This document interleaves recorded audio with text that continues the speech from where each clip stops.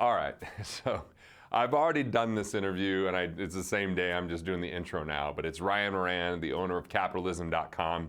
We spoke on stage years ago at this conference, and then I've spoken at his events a couple of times and gone out to lunch, and we actually hung out at Burning Man, and as two sober dudes pontificating on the philosophies of life. Nerdy, I know, totally, but we just dove right into some pretty cool conversation about what's going on in the economy, how to prepare for things, but really looking at all the positivity that occurs and how you can profit and be positive about this and what binds us and connects all of us and what the misinformation is that misleads people, and just really practical steps combined with plenty of philosophy. So enjoy. Money can be complicated. Let a nerd help you. We're here to demystify the complex nature of money by getting you answers from financial nerds and whiz kids. Welcome to Ask the Money Nerds, a weekly segment of the Wealth Labs podcast where we answer your most pressing money questions.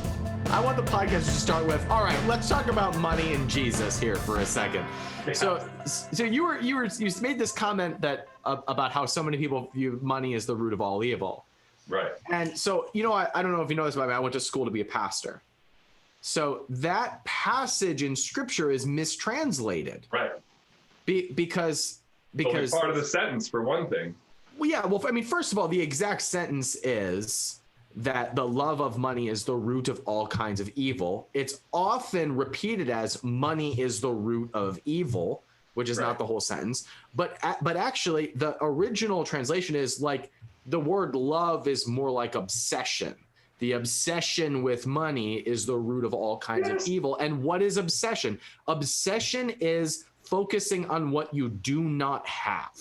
That is obsession. So it's actually the lack of money, the obsession with your lack of money, what translated in English as love, is a root of all kinds of evil. So what would that look like? It would look like stealing. It would look like lying. It would look like trickery. It would look like thievery. That's what that sentence is about. It is the lack of money is the root of all kinds of evil. Boom, we're done. Capitalism for all the win. Great podcast today, Garrett. Dude, but isn't it amazing how people are confused about this? And if they're confused about it, even if it's subtle or subconscious, think of the irony. I want more money, but I think it's bad. I want to be a good person, but if I have more money, will I be a good person? What will people, it's like all of this confused dilemma, judgment, all because of misinformation. And what I find is that we discover misinformation when there's a dilemma. The dilemma is I'm damned if I do, damned if I don't, which means you're in a myth. It means there's a lie that you've been believing that's that premise or philosophy.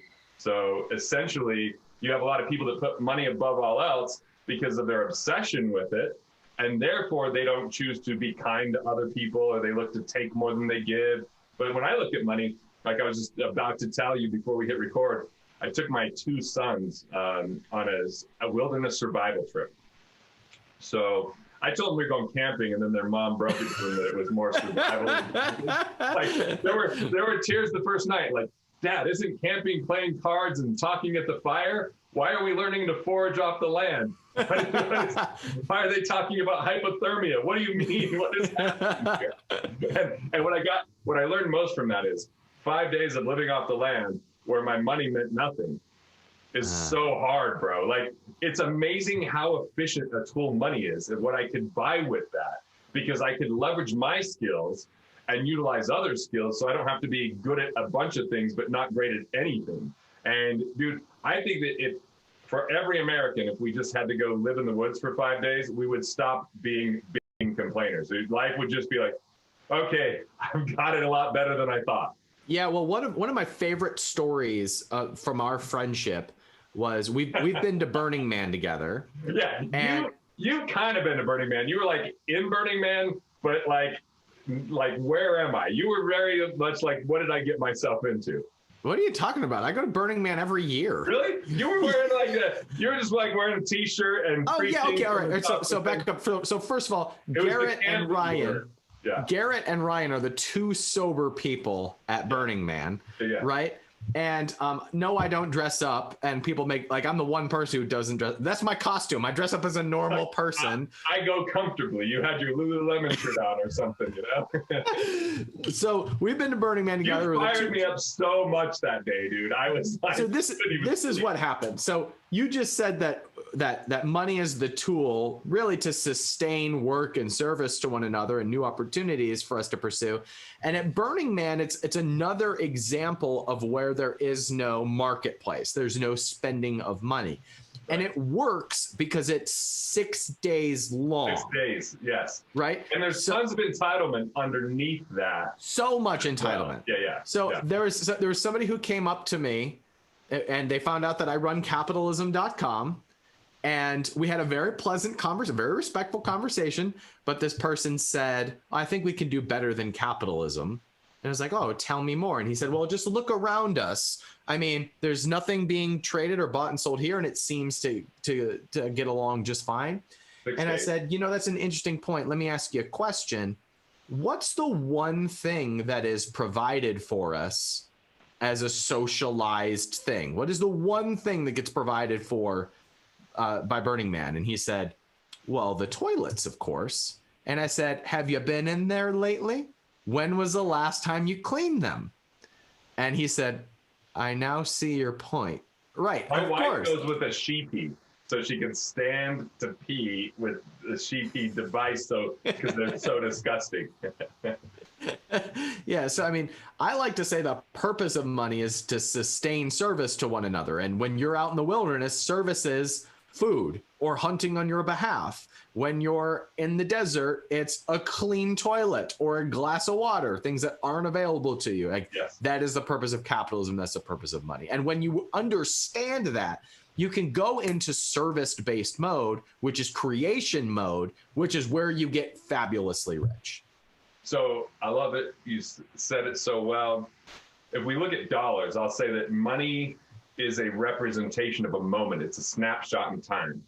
It represents value, but it's not why we're valuable, and it doesn't dictate what our potential is or what we're capable of doing, but it does tell us what we can utilize with other people that they choose to freely opt into. And so, sometimes people confuse their self-worth and their net worth.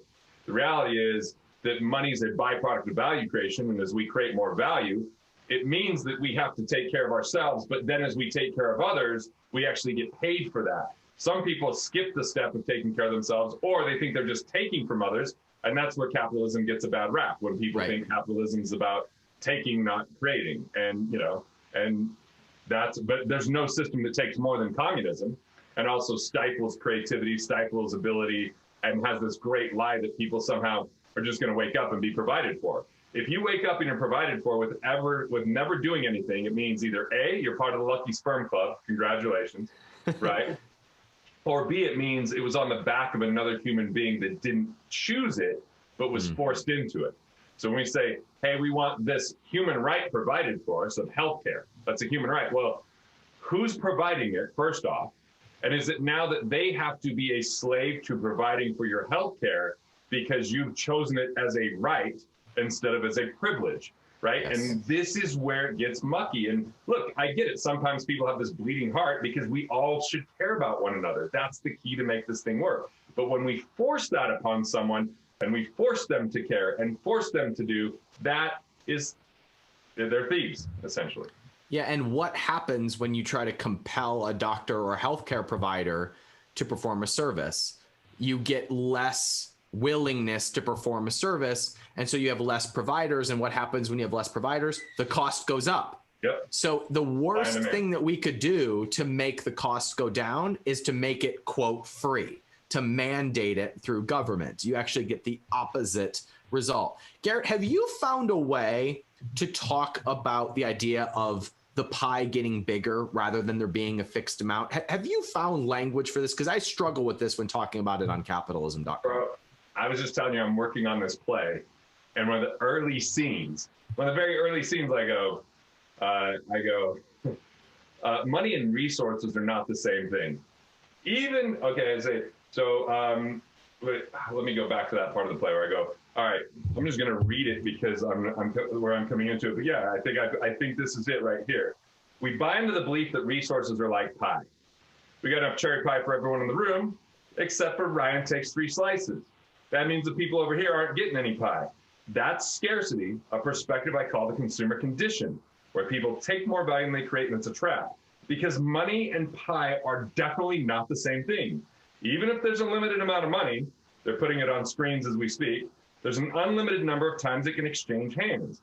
We use it to buy computers and clothes, food and shelter, entertainment like comedy and concerts. Basically, the more times money is exchanged, the more value is created. Unfortunately, in the consumer condition, people make irrational decisions, especially when it comes to their money. The irrational decisions reduce value and destroy exchange. In other words, they do stupid stuff. So it goes on, but there's a whole 3 pages on this concept. Yeah. Well, so that's interesting. I never thought of that idea of when you consume pie, it's gone. It becomes poop. You know, Right. but when you consume money, and it keeps getting circulated. And the very fact of if all you did was have money in the bank loans against that. The loans that they pay interest on that loan. It's back in circulation as soon as it's there. Right. So there's really no way to hoard money. There's no way to consume money. It's just energy that goes back into the system. Well said. Yeah. Think of it more like a river, like the Amazon River, than a dam. Like the Great Salt Lake. I live in Salt Lake. Is a dead lake that has a stench. Nobody lives around it. It's just dead. But the Amazon River has so much flow to that river that there's miles of fresh water in the ocean where it enters. And there's an abundance of life to the point where we'd be scared to probably get in that river because of how much flow there is. And so money's about flow, and exchange creates wealth. The more times dollars are exchanged because we serve others, solve problems, or deliver value, the more wealth is created. So dollars follow value. If you want to create more value, create a more compelling vision. You want to create more value, solve a bigger problem. You want to create more value, discover what your talents are instead of expecting someone else to hand you something. Handing, like unearned income, where someone just hands it to you, that's called a gift, or it's called a curse, because sometimes when people inherit money, they feel different about it. They feel guilt and shame, and then they go, those damn 1%ers, I'm one of them, but I'm giving all my money away because they didn't earn it, because they're not stewards of it, right? Yeah, and right now, you work with a lot of high net worth people. How are you approaching being a good steward of that money when we've got 0% interest rates, we've got a changing economy? Like, what's going on for you in this analysis? Has anything changed in your approach right now? Yes, it has. So tell me. So in the past, people could be a little bit passive with their money and be okay. I wouldn't call it great, but they could be okay. Yeah. But in the next 3 to 5 years, the transfer of wealth will be so substantial that if you choose just to set it and forget it, invest early, often, and always, put it in a public market and hope that it works out in a mutual fund, it's a very dangerous time and territory because of what's happening. First thing we have to understand is in the next decade, in the next 10 years in the United States alone, 50% of the wealth will transfer hands, because 418,000 businesses on average per year will be sold that are private businesses.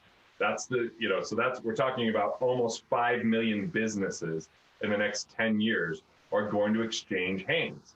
Well, there's going to be people now that have that cash. There's going to be people that have to buy those. The second thing is the stock market has been overly propped up and overly valued without consideration for technological advance that will start to decimate it, and hasn't been taken into consideration a number of eroding factors. And the reality is 84% of the gains in the stock market are got by 10% of the investors, which are mostly hedge fund managers that are actually trading short and long at different times. So when they say the market did 6% in a year, it might be 3% for the average investor just setting money aside, and inflation is going to decimate that 3%. Now we have to worry about deflation first and then inflation next. But if we just sit on money, it's going to be worth so much less. And there's more money in the economy, which will go back into the hands of people who are buying businesses, buying real estate, or doing intellectual property. Everybody else that's just handing money over or setting on it and saving it without intention for it will find out it will be worth less and that they will be in a more dangerous situation because the things that they want to buy that actually matter from an investment standpoint will be further out of reach. So it is a critical 3 to 5 years that people start taking responsibility with their finances and do something about it. Otherwise, the middle class is going to become lower middle class in the next 5 years, and the upper class is going to become really wealthy if they're thinking about investment and leverage and acquisition instead of savings. Yeah, so in other words, in even 10, 15 years ago, having a more passive approach made a lot of sense. And I remember kind of the old business like presentation that would say like, well, you just park your money and get 9% per year. Yeah, the 90s, it made sense at the time. You could get like 15% in the 90s. And some people's mind's still stuck in the 90s. We're in a time where it's going to be like 6 or less. So it's not, and inflation's going to be much higher. So now, how do you figure that? Because that hasn't been the case in recent memory. I mean, we've had 20% gains for the last like 5 years or whatever it's been. So what's different in your opinion? Okay, so I've done a little bit of detailed research on this, okay? So if we look from the year 2000 to 2015, which, you know, there's a couple bad years in there. There's the 08 to 010, 2000 to 2002.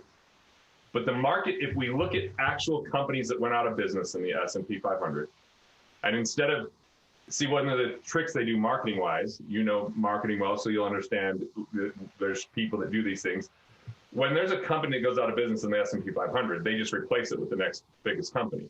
Mm-hmm. If you lost money on that stock that went out forever, and yet they just replace it and say what the new returns are with the new company, not zeroing out your account. So your average return is inflated. Your average return is not your actual return because of that loss. And then the second thing is volatility has a major impact on investing. So if you have 100 grand and you lose 10%, you're down to 90 grand. Now, when they say the market's rallied, we're back up 10%, you're at $99,000 if there were no fees. But there was fees associated. They don't waive your fees during downtime. So now you have companies that go out, you have volatility that's impacting you, and then we take into account inflation. From 2000 to 2015, the S&P 500 did 8.7% total return net of inflation, 8.7 total. Now, obviously, there's 4 really bad down years in there, but most people look at, well, I had a 20% year. Yeah, you did, but you also had 20% on a lower amount when there was 3 years of loss. So you're way far back from getting back to even, and you lost time value of money over those 3 years. So we also just see in the future, like, dude, how many small companies are going to overtake these big companies? If we look at the S&P 500, how many of those 500 companies do we not really love doing business with? But we like other up-and-coming companies that are using technology that could displace and make those other companies irrelevant, that they were only relevant because of past retail rules, or they're only relevant because of acquisition structures that are in a different sector that will start to compete with them in ways they can't see because they're not nimble, they're not quick, and they don't have innovation. So ultimately, we're going to see a higher rate of decline with companies going out of business. We have plenty of volatility. You're watching the volatility like crazy right now. The fees are in existence, and that's not even accounting for, Ryan, flash trading. Flash trading is skimming some of the returns from the average investor. So there's just so much complexity in something that has been made to seem simple. And my problem with it is, why is it synonymous with the majority of Americans that investing equals stocks? I look at the bigger opportunity in the small business sector, because if we look at if we just look at the multiple for a major company, like if we're buying the stock at this price, what does that mean this company's worth? A lot of times it's 20 times what its actual assets are. Mm-hmm. I can't think of a small business that people are paying that for. If we look at 96% of small businesses do less than $1 million of revenue.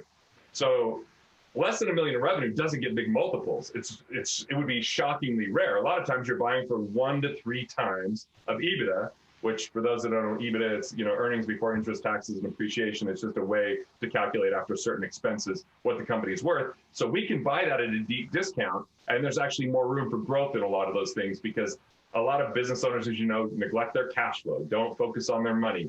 They're doing it all through hard work and effort without systems and structures. And so there's a massive opportunity to gain in the small business market, is way more than the big businesses, way more than the stocks. Yeah, so let's go there, because I think it can be easy for the average person to see this as really bad news, but there's a lot of really good news in all of this too. Like when you mentioned that there's coming, there are going to be a lot of big businesses replaced by up and coming businesses. And sometimes that can sound a little bit scary, but if we look at the last 20 years, where was Amazon 15, 20 years ago? Where was Google 15, 20 years ago? Where was Apple 15, 20 years ago? These were emerging companies at the time. These were companies that were just a blip on the radar. And now they're $1 trillion companies. I don't know about you, but when I was a kid, $1 trillion was like saying a kabillion dillion dollar. Like it was a number that didn't exist. Exactly. Right. And now you have multiple companies that are worth $1 trillion. Where was Facebook 10 years ago? I don't even know if it was public 10 years ago.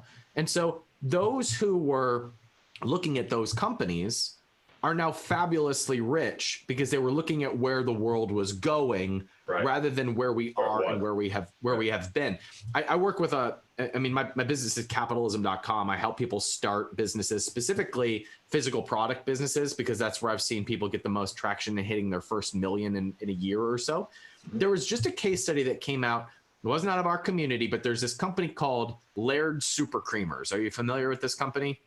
Super creamers? I know. Yeah, so they're a powdered coffee creamer company, right? And like it's big, and it's actually big in our little circle in like the paleo health community, right? So I'm an amateur barista. I don't do powders. I just very good. Beginning, so that's very good. That's so this company does about $19 million in top line revenue. They're not profitable. Okay, so they're growing aggressively. 19 million is nothing to sneeze at, but it's not like their Facebook, right? They just went public and they currently have a valuation of $425 million, Garrett. Now, that's ridiculous. That's absurd. And it makes no sense. And I don't care because it just shows how valued good emerging companies are, which is why I think it's the best time ever to take control of your finances by becoming an entrepreneur.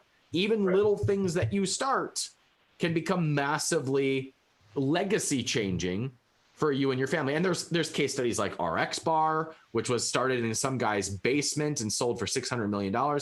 There's Mirror, which was just a company started by a husband and his wife, and they were bought by Lululemon for $500 million in 2 years. There's Native Deodorant, which was started by one dude for $500. He started with $500. He sold to Procter & Gamble 2 years later for $100 million. There's a bunch of these case studies. And so there's plenty of good news happening while the structure of everything is fractured. Well, and the other good news, you mentioned low interest rates, is for a down payment on a home, you can acquire a business. And with the interest rates the way they are today, the majority of those that you buy can cash flow from day one. Now, you have to get knowledge about it. You have to know what you're doing with it. You have to gain a skill set. But look, if people can go through school and learn math and science, they can learn business. Business is in some ways easier. In other ways, there's people and emotions involved, which makes it complicated. But, you've done it over and over, Ryan. So, you've got a formula. You understand how it works. And I just think that that's the news. The news is we've been trained, taught, and educated to wait for 30 years, hoping compound interest will save us. 95% of the time, people are not financially independent at age 65. So compound interest isn't the miracle it's purported to be. What is the miracle is cash flow and having entrepreneurship, because entrepreneurship comes with a lot of tax advantages and a lot of influence that you can do to have some degree of control over the outcome versus just hoping that it all works out. And so I think that it's a time for entrepreneurs to rise because we have so many businesses coming onto the market and there's so many things that can still be created or invented or dialed in. And Ryan, dude, when we were little babies, you and I were little babies, think about how much it took for someone to start a business versus now. The tools and infrastructure that exist that are near free or very inexpensive to help you to do something like that. I had someone that's a client that 2 years ago started a business on Amazon, struggling, does a call with my team. They're exiting for $3.5 million. Dude, they weren't even, I was just like, wow. And then they're like, hey, do you want one of these things for free? Thanks for all your help. And I was like, dude, it's crazy. Cause it's just amazing how short of a turnaround that was. And it was a mom that just was now, okay, my kids are out of the house. What am I going to do? And start a business. And within 3 years from the time it was started is selling it for $3.5 million. I mean, that's pretty phenomenal. That's an exciting time to be alive. The bad news is we can't just sit around and hope someone's going to come save us because government can't save you. Amen. Corporations won't save you. and effort isn't enough.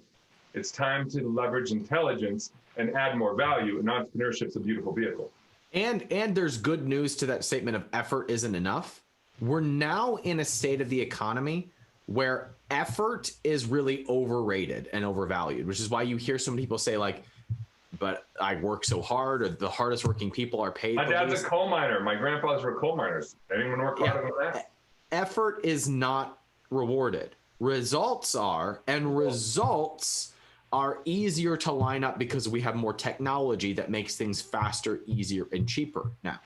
And so I have found some of the hardest lessons for my entrepreneur friends to learn is that more effort does not equal more results.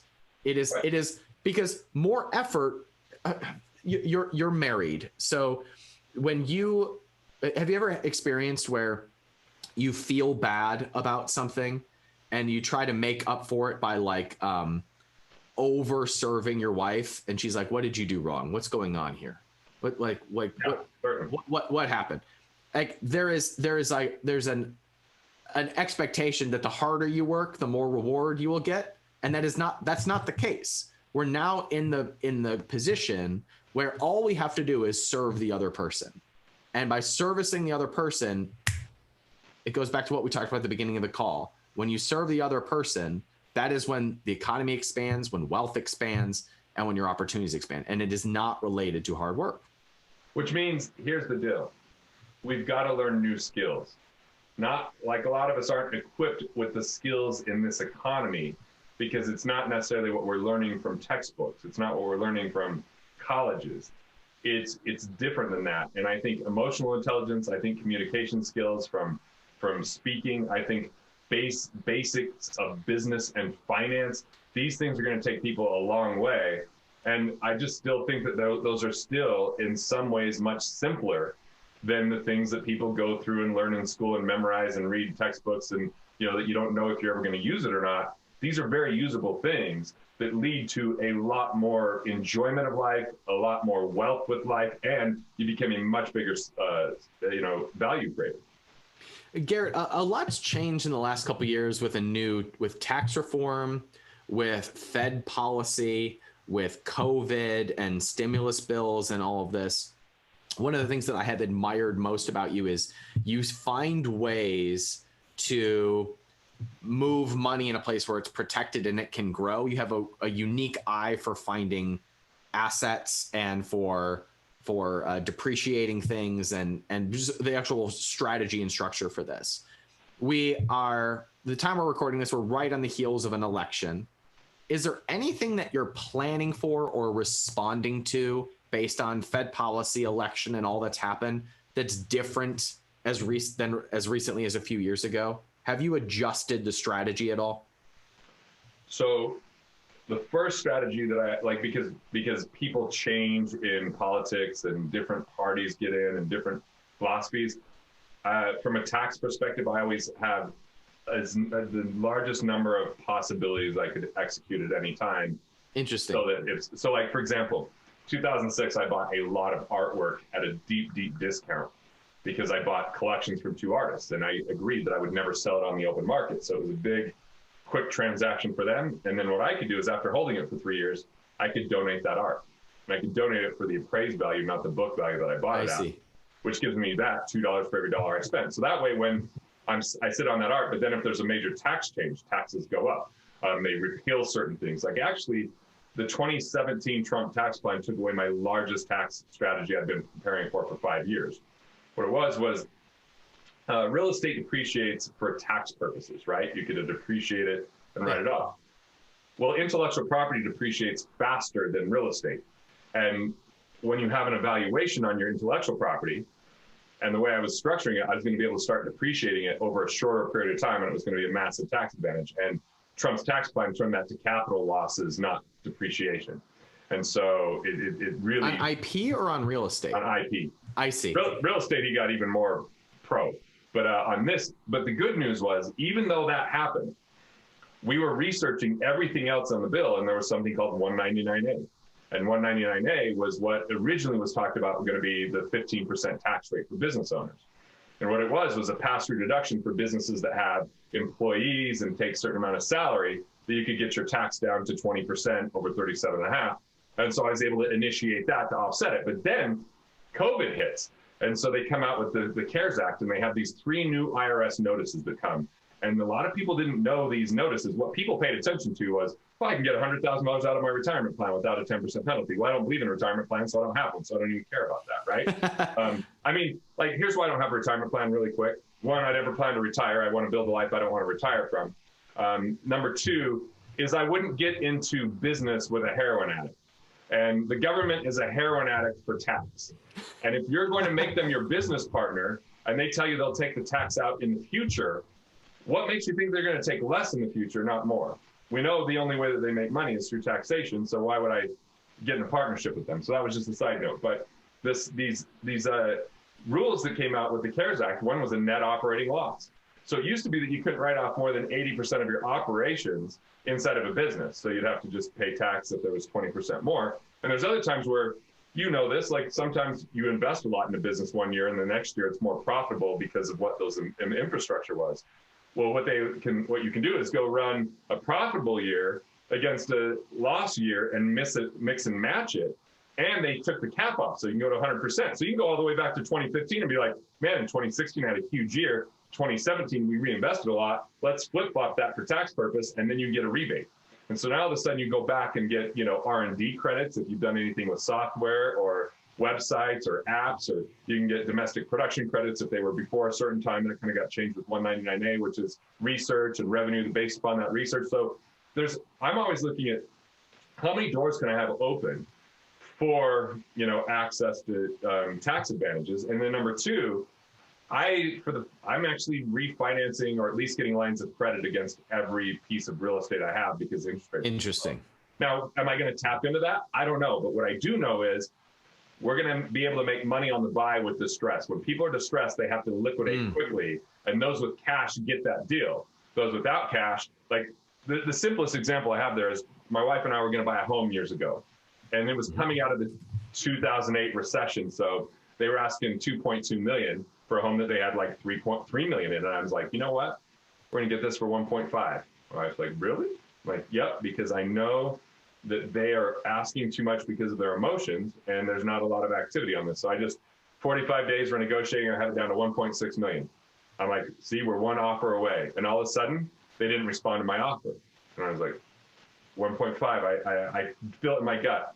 Turns out a family that had 1.5 million of cash said, we'll close in 5 days and we've got the cash here. I had an approval from the lender, which they knew was at least a 30-day process, if not a 60-day process for a jumbo loan like that. So when you have cash, you can make money on the buy. So I am looking to have more access to cash than I've ever had because I might buy a complementary business that supports Wealth Factory. I really feel like the next phase, intellectual property, is going to be even more valuable. People are learning different because of COVID. And so we have a way to reach people in a much more leveraged fashion than ever before. And I think we fast forward 5 to 7 years because of what COVID did with quarantine. So intellectual property, real estate, small businesses, and tax are my big 4 initiatives that I'm focusing on based upon everything that's happening here. And you've got to own assets to battle the amount of money that's being circulated and added to the economy. It makes sense. And what I found most interesting there is that you're securing, what I heard is you're securing lines of credit against your assets, not necessarily borrowing against them so you have the cash now, but securing the access to capital so that if and when the economy melts, you have the ability to move really quickly to buy up those assets. Now, here's a counter question for you. So I was a little bit nervous about that. I like how I'm interviewing you and now you're interviewing me. Nobody knows whose podcast is this, what's going on. We obviously know each other well. Burning I'll Man. Shut up after this. I'll shut up after this question. I promise. I'm good with it, man. As long as you're happy, I'm good with it. I'll shut up. But I have one burning question. So there was, I was afraid that there was going to be a meltdown in March of 2020 when everything shut down. And I had just put a house on the market and was like, I mean, is there even going to be activity on this? Crazy. Ended up selling in 3 days. And today, just a few months after I closed, Redfin says it's appreciated 20%. 20%, right? So like it's nuts what's happening because we've really inflated through this all this cycle. So what happens in the event that we think there's a meltdown, but prices don't go down because we inflate our way through it? Is there a way to plan for something like that? Okay, so first let me explain just a couple things for everybody. People do not buy homes or cars based upon purchase price anymore. They've been buying them for a long time based upon payment. So what's happened with cars is it used to be you get a 36 to 60 month loan. And what they figured out was, hey, we can charge more for vehicles, add some additional features and grow this if we move to 84-month loans. And so what happened was people started buying more expensive vehicles. So if you just think 20 years ago, driving around on the road versus today, look at the types of vehicles there are. There's so many nice vehicles. Is it because people can afford it and have a higher standard of living? Part of it. But part of it's because they've extended the loan out to keep the payment the same. So they end up with a nicer car because they're now encumbered for a longer period of time. But, you know, we'll see what happens because back in February of 2019, 7.6 million Americans were behind on their car payment. 7.6 million, that's substantial. Which means the value is being held up artificially on what vehicles can really sell for. Because A, if we just had to pay cash for them, you know, and then B, if there's all these defaults and then you have all the cars entering the secondary market, what's going to happen? But the same thing's happening with homes. When interest rates are as low as they are today, like, dude, this house I'm sitting in right now, I've never paid it off, even though I could, because the interest rate's always been really competitive and low. But right now, if I move to interest only, because I'm not going to live here forever, I'm cutting my payment in half right now. And I'm like, cool, I'm going to cut my payment in half. I'm going to get a line of credit with the equity. That's because I got 2 appraisals, one yesterday, one the day before. I'm like, I'm just going to go buy some other real estate, but real estate that I could use. So I'm not totally reliant upon renters. So to be valuable to me, regardless of what happens in the next 10 years in the market. But think about it. If you go to a country where they don't do mortgages, like Egypt, you're going to see totally different housing. Now, obviously, we have a totally different economy, but it's completely different on how small their houses are, the quality of their houses. Financing transformed America because now all of a sudden we're buying on payment, not on purchase price. And so even the price of our homes are very high and artificial just because it's easy to access cash. And where did we see this for sure? 2008. Look what happened. Look at how much real estate dipped when lenders tightened. And when we found out that people had multiple homes and they weren't even using all of them just because they could afford the payment. And a lot of the payment was being afforded on a home equity line of credit, not by cash flow. So right now we do have a bit of a situation where, you know, supplies are short on, you know, I just put in a new deck at my cabin and it was about 50% more than I would have paid at any other time, simply because the Trex was completely out of stock and I had to go with what was left over and the price was higher. And the labor was higher because they're in high demand right now because people are at home more often and they're going, oh, we should fix this up with our house. But guess what? Because of COVID and social distancing, the supplies are a lot more expensive. So what we're seeing is if you want to go build something, it's really pricey now. So people don't want to go build. They're going to buy existing homes. That's raising the price. And I had 2 5-acre plots of land in the mountains for sale for 2 years. Guess what? During COVID, they just sold one after the other. Like people are just like, I don't know what it is. Mountain land, especially because they're not out doing stuff in the city. So where does this leave us? Well, I think at every turn, the way it works is high-end real estate is always dangerous because that's where we have second homes and third homes, and that gets hit hard. But lower tier or just more affordable housing should be extraordinarily stable through all this and actually have a rising future, because when people have to downgrade or when there's because I still feel like there's a reckoning in the economy. Regardless of who gets president, I think there's a reckoning coming in the economy that we've been artificially holding up with low Fed rates and adding money to the economy and, you know, whatever it is, because look at how many, but the other good side of that, because I know you're really good at the positive side, high unemployment is the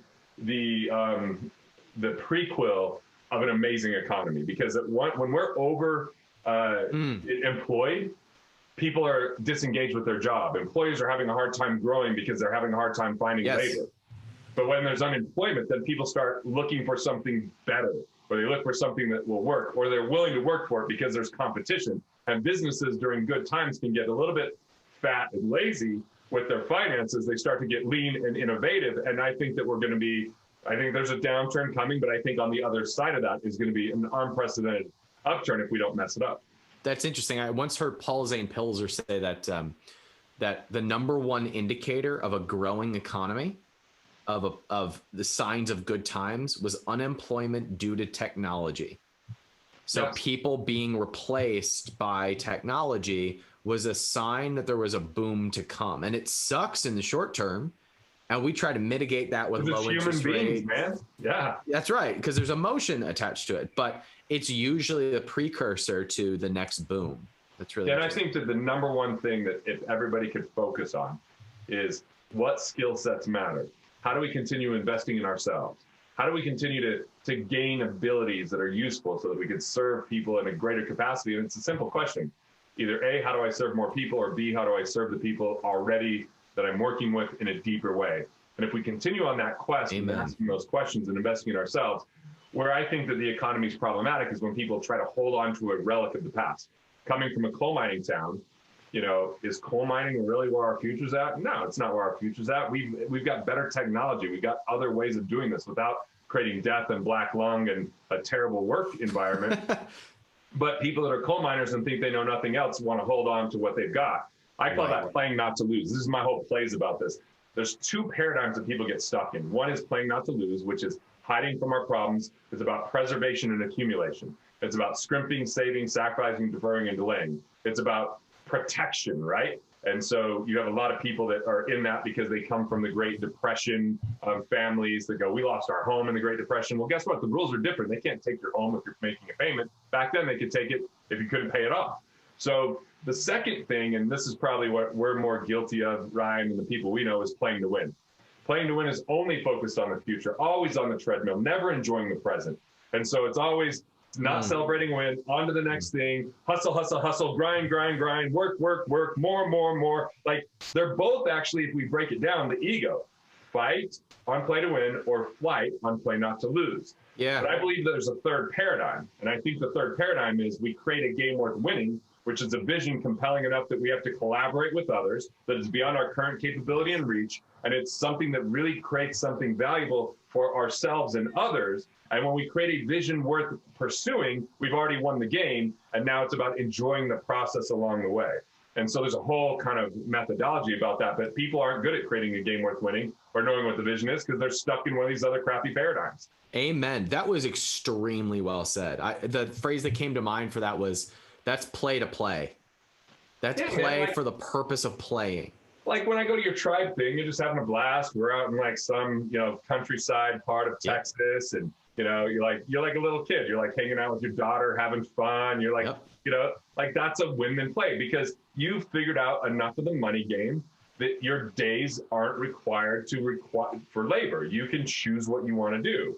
Now, you didn't just go, cool, I'm done. I'm going to sit and drink lattes and eat meals or do nothing because there's only so much of that before you start getting very bored and unengaged. What you did is go, well, then what's next? What can I do that's compelling and exciting? There's people that win the Super Bowl and become depressed because that was their only vision. That's and right. if our vision, as Dan Sullivan would say, isn't greater in the future than it was in the past, depression sets in. And so I'm here to help people have a vision greater than their problems, unlock their hidden capital, which is mental and relationship capital that leads to more financial capital. I want them to choose value creation over survival. And ultimately, the thing that binds us all together is the most abundant, collaborative, amazing resource is love. If we actually just love ourselves and others, we've won the effing game.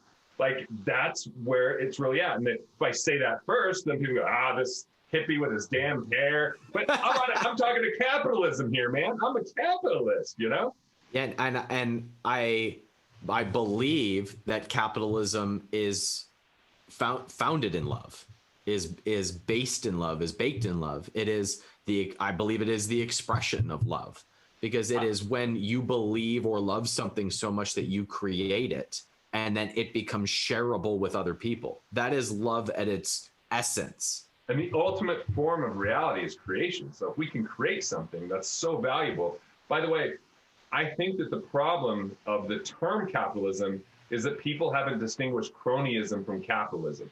That the people that are socialist or communist that point out the problems of capitalism are seeing cronyism and thinking that's the same thing. They don't differentiate. So I don't know if you want to define that or you want me to define that, but I think that's where the crux of the issue is. Yeah, I mean, well, cronyism very simply is when business and government collude. It's Right. when they get in bed together and they change the rules. Now, people will often see that and want to blame business for that. I blame government for that because government gets in the way. Government makes it incentivized to partner with them. I blame people for that. Government or Sure, side. sure. And so you can blame people for that. And where do you have more direct say over government or in business? Well, You I can feel stop like buying that- products from a business. You can't just change the government. Here's the deal. I'm compiling which companies I'm going to go all in and support and buy stuff from, and which ones are in cronyism. And I'm going to not only avoid, I'm going to start telling people why their company is not, because I vote with my dollar every day. Yes, you do. But the thing is, it's a privilege to be a human being, and I'm just looking at making a statement of where's our real value on a day-to-day basis.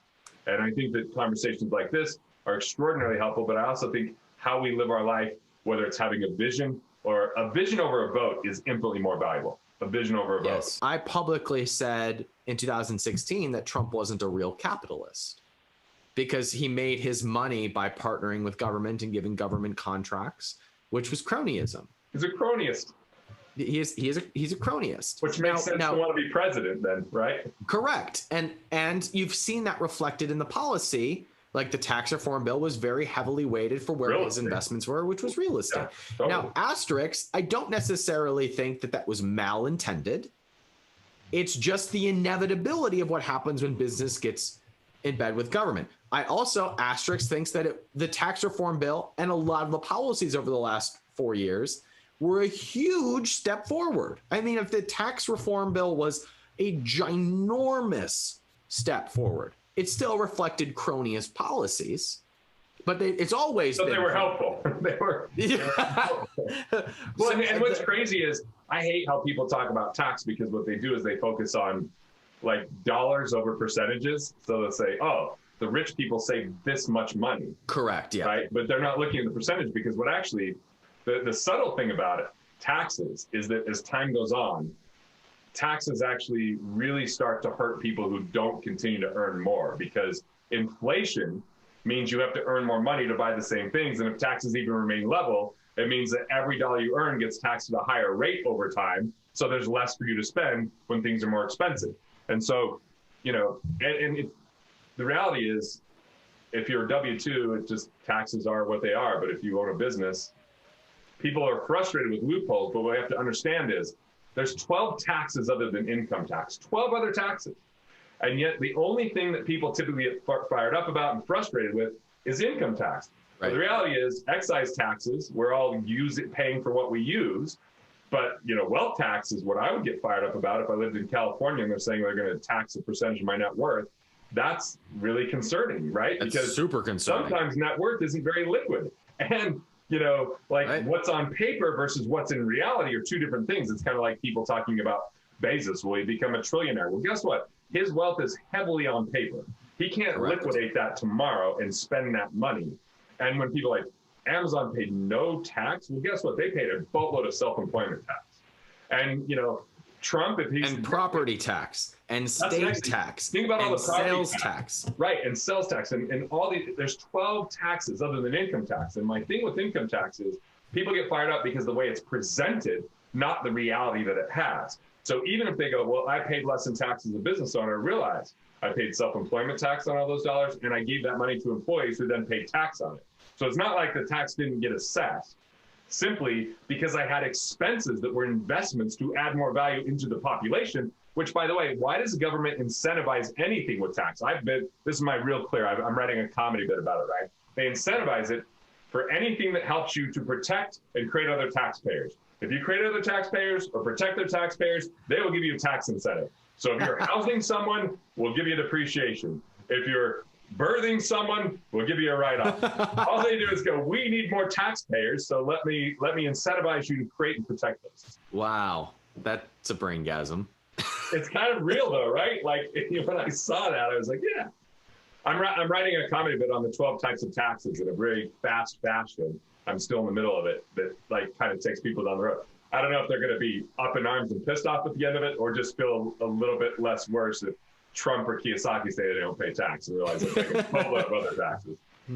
Yeah, I like to say Amazon paid zero tax except for billions in property tax, billions in state tax, billions in employment taxes. Oh my goodness. I mean, not even to factor in the maybe trillions of capital gains that were paid by investors who bought Amazon stock, right, and then sold it and now have to pay tax on that.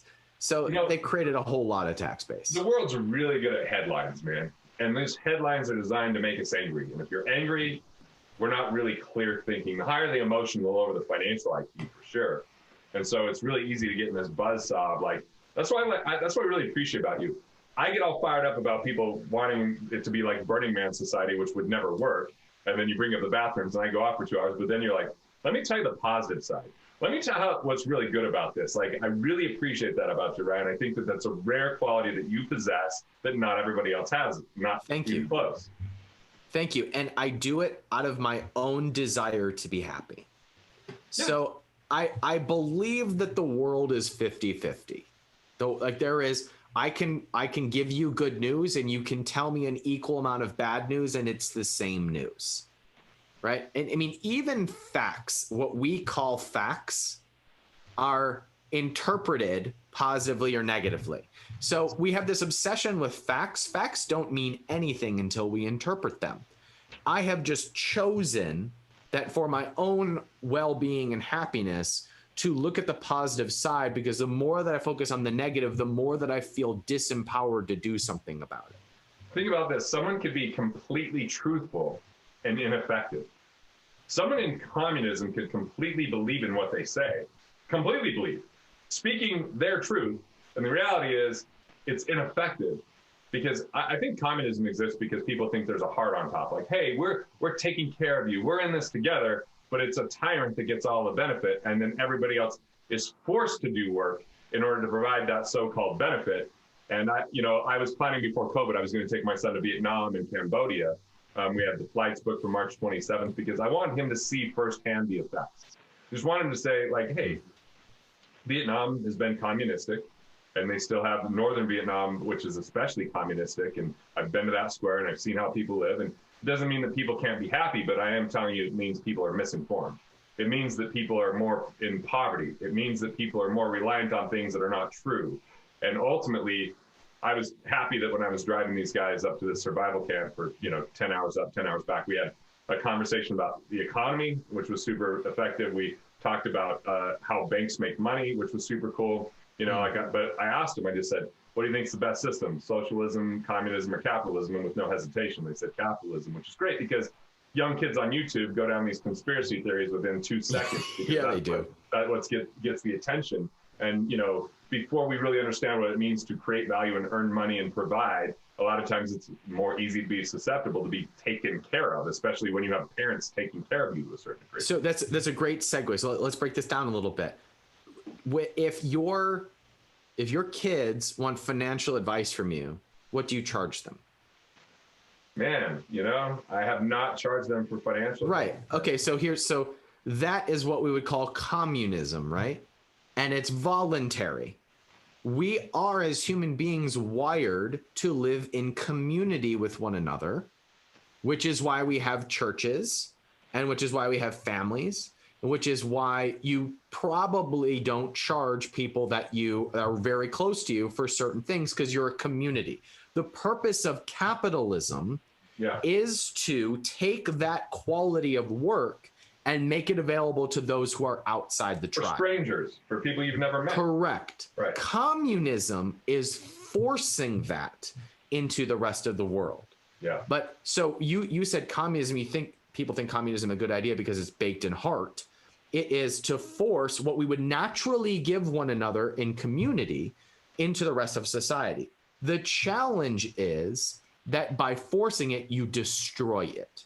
Right. You destroy the service to one another. 100%. The purpose of capitalism is to bring that service to one another outside the tribe to strangers, which is why I say that the purpose of money is to fund and sustain good work and service to one another.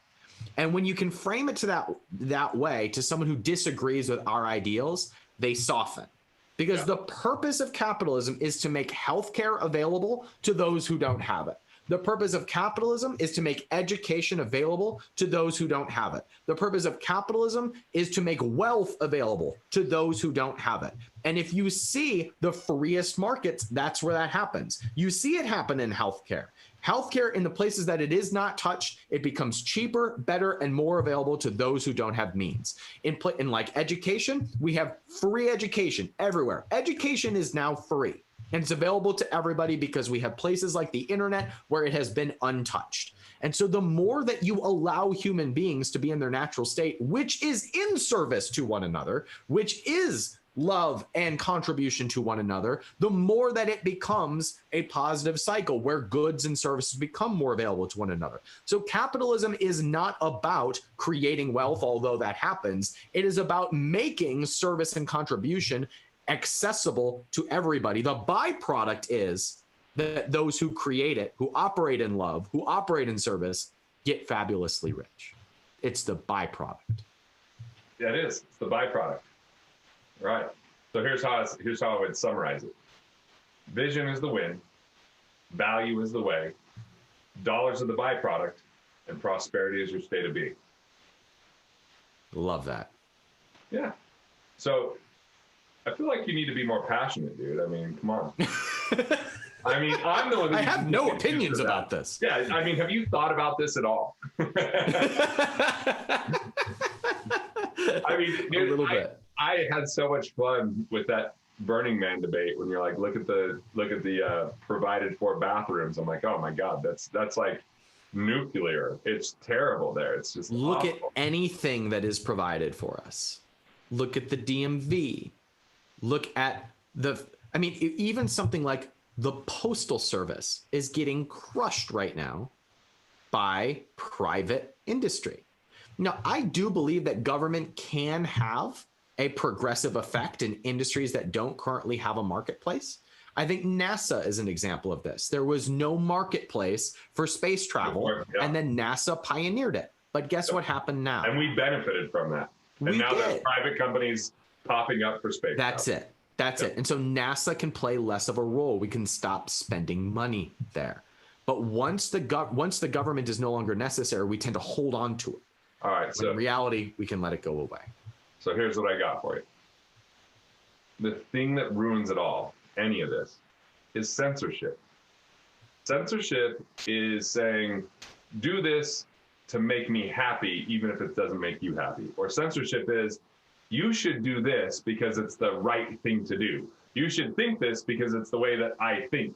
And the crux of censorship destroys any of this free market because it has people lose their own self-expression, their own self-worth, their own ideals and ideas, their own vision, their own creation, all in the name of, well, this is how it's always been done. Or if you want something done right, you got to do it how it's always been done. And, and you'll get hurt if you do something new. And, someone needs to protect all of us. And like all that kind of fear is what destroys it.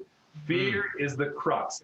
Fear and censorship is what is harming everyone right now because, we're being told to suppress emotions or not have opinions. And now people more than ever are saying, you know what, I don't like Ryan because of his opinion, or I don't like Garrett because of his opinion. And I'm like, hey, nobody's going to have the exact same opinions. We could find something to disagree on, even though we're just sitting here and agreeing like crazy. But I'm sure we can get somewhere where you're like, that's stupid. And I'm like, what? That's great.